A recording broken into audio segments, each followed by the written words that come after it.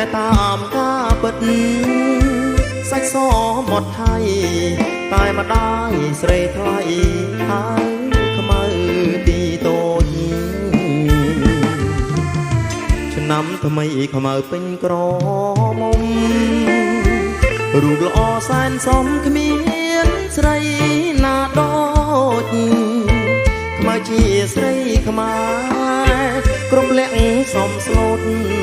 ប្រាជ្ញាក៏ឆ្លាតស្ដាប់ពាក្យម៉ែអើ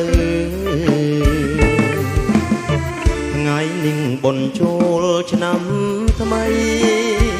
បងឃើញខ្មៅស្រីអូនរៀបចំផ្ទាំងបរិញ្ញាទេវតាដាក់ការថ្វាយព្រះដាំស្លរូតរាំងជូនម្ដាយទៅវត្តបងឃើញខ្មៅពូនភ្នំខ្សាច់រួចអូនដាក់បាតដងទឹកស្រងព្រះជួនងាកឃើញបងញញឹមសែនស្រស់អូនខ្មៅតែឈ្មោះសាច់សដូច